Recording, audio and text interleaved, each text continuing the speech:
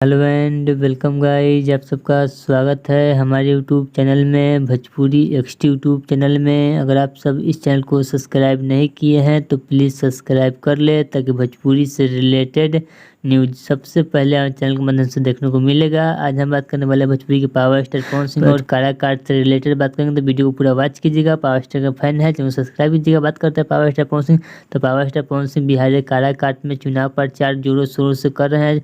10 दिन से power star Pawan Singh चुनाव प्रचार कर रहे हैं। वही बात कर रहे हैं पावर स्टार पवन सिंह, तो पावर स्टार पवन सिंह के सपोर्ट में कुछ बीजेपी के नेता आज सपोर्ट में दिख रहे थे। पवन सिंह के आज रैली में कुछ बीजेपी के नेता भी शामिल थे, इसलिए नीतीश कुमार ने बीजेपी से निष्कासित करवा दिया है। बीजेपी के 3 नेता को नीतीश कुमार ने निष्कासित करवा दिया है बीजेपी से। वहीं बात करते हैं पावर स्टार पवन सिंह, तो पावर स्टार पवन सिंह के खिलाफ बीजेपी पूरी तरह से बौखला चुका है।